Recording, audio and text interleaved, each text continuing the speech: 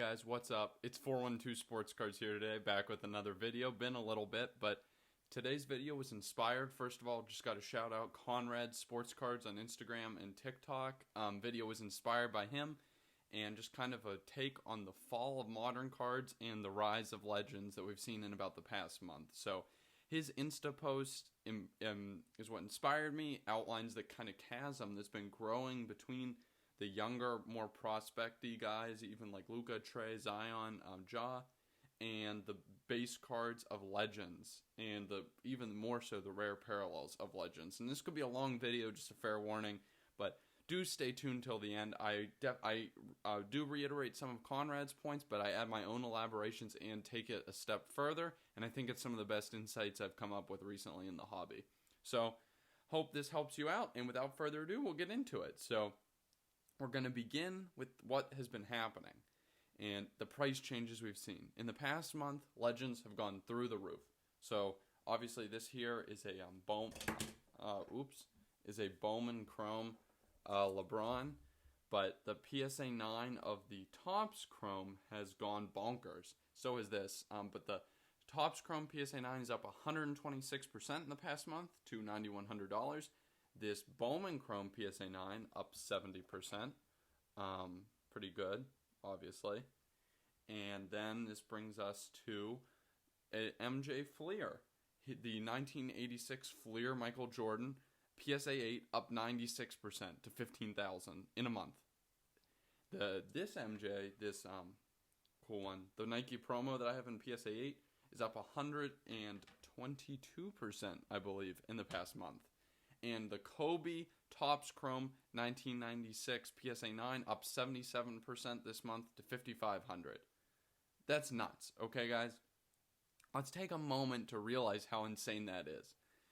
126% on that LeBron Chrome PSA 9, 96% on an MJ Fleer PSA 8, 77% on a Kobe Topps Chrome. That is nuts. Those are huge, huge gains. Those are gains that should take you for like years to accumulate, and have been accumulated in 1 month, which is nuts.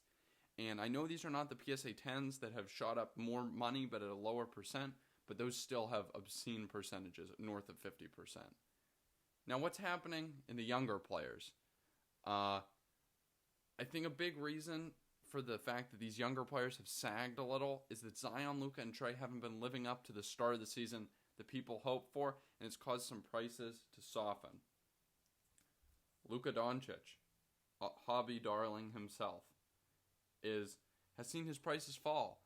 His PSA 10 Prism has fallen 24% in the past month to $1,503.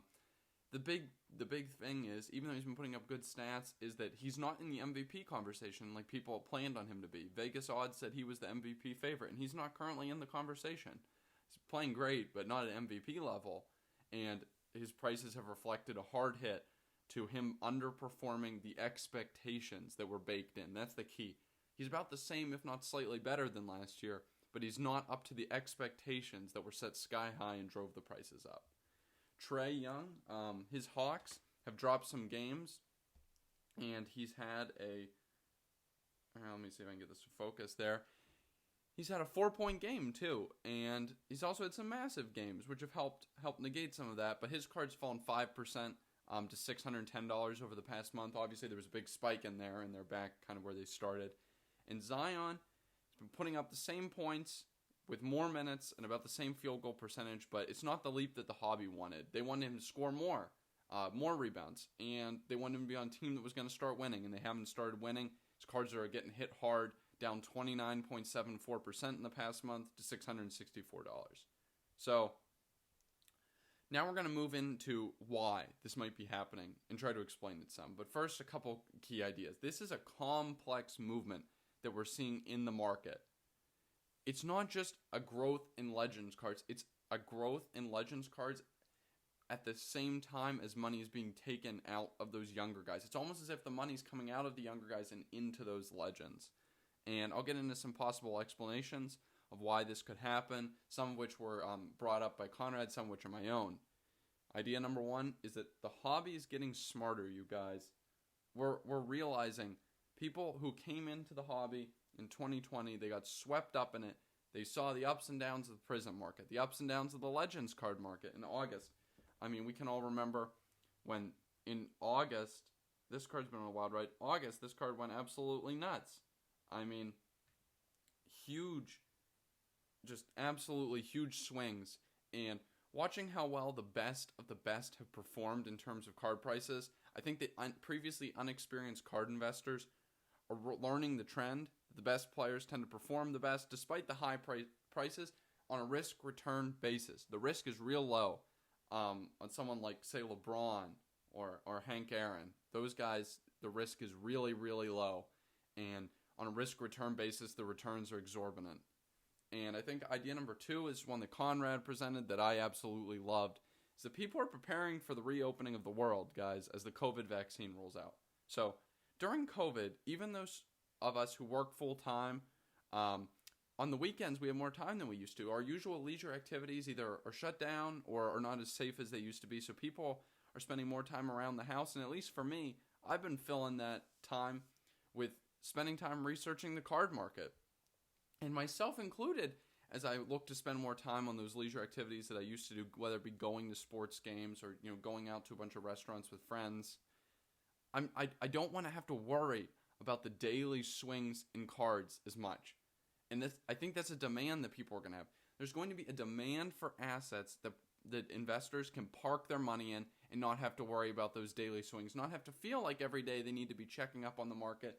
They can just throw them in the box. They can look at them every now and then and enjoy them, and they can look up their prices. And they don't have to be worrying about it. For example, a classic example of something I've done that for a long time with is this Jackie Robinson 1955 Topps. I know it's not like a rookie, but it's just a nice vintage copy in good condition. I've had this for years, and I don't even look at the price for months sometimes.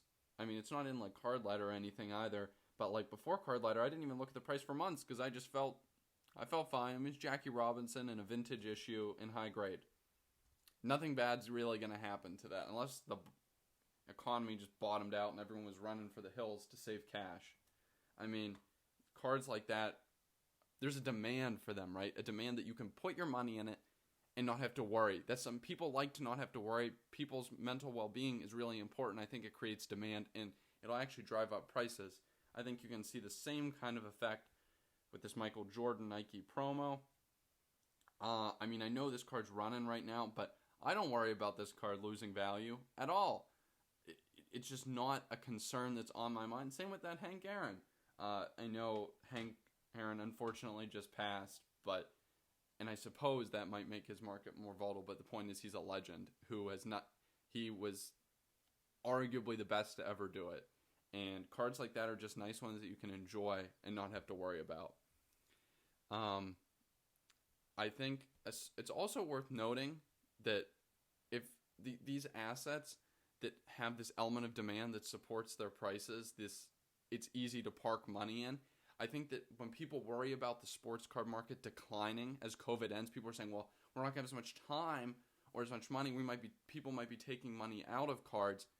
Cards like this Hank Aaron, I think, are not what people are looking to sell them. When people are saying that they don't have as much time, they want to get out of cards, they're talking about getting out of rookies. Prism Silvers 2018, 2019. I don't think Hank Aaron cards aren't what people are looking to get rid of because they don't have as much time to devote to cards. People can feel pretty safe that Hank Aaron prices aren't going anywhere. So the takeaways. Idea number 3 about why this might be happening is new money is continuing to pour in. So this idea is a lot more speculative than idea number 2, right? But as institutional investors, and particularly those with lots of experience in global financial markets, who understand the concept of a risk-adjusted return quite well, they're going to be putting their money in those legends that perform on a risk-return basis incredibly well. Think you're LeBron James. Think you're Hank Aaron. Think you're Jackie Robinson. You're Kobe Bryant. You're Michael Jordan. They want to park their money there. And it's really, I think, what's driving a lot of the market right now is these funds are getting created. And they don't want their investors to see losses, so they want safer stuff. And for example, with this Bowman Chrome, you might have a lot of big-name investors creating funds chasing the 10s, but with how much money is in the hobby right now, it's pulling cards like this 9 up too. And this is a trickle down from the Topps Chrome. Investors might be putting money in the Topps Chrome 10, which goes to the Topps Chrome 9, which goes to the Bowman Chrome 10. And there's so much money in the hobby that even cards like this Bowman Chrome 9 are just seeing massive increases. Now, we'll get into the takeaways. And these are really big, and I think you guys should really be paying attention to this. How can you implement what I've just said and use it to craft your card portfolio? Now, there are a couple ways to play it, right? You could be cautious and cautiously increase your weight in Legends. Emphasis on the cautious here.